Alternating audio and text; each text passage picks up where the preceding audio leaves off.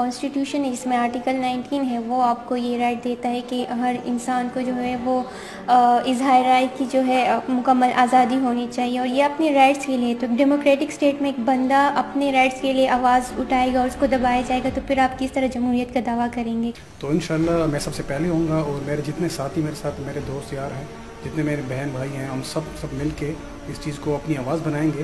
جو اسٹریٹجی انہوں نے ابھی اپنائی ہوئی وہ بالکل یہ ہے کہ عدم تشدد کا فلسفہ ہے، اور جو مطالبات ہیں وہ بالکل جینون ہیں.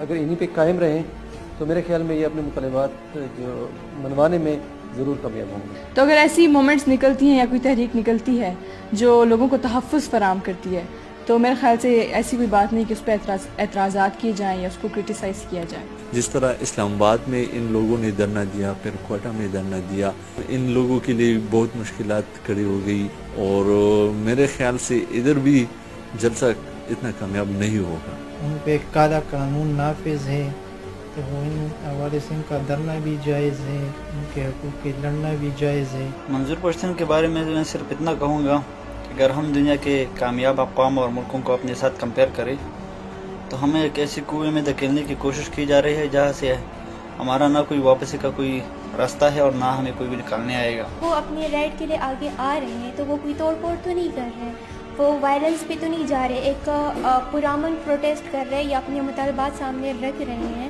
تو ان کو دبانے کی کوشش جو ہے وہ at least as a citizen میری سمجھ سے تو بالغ کریں.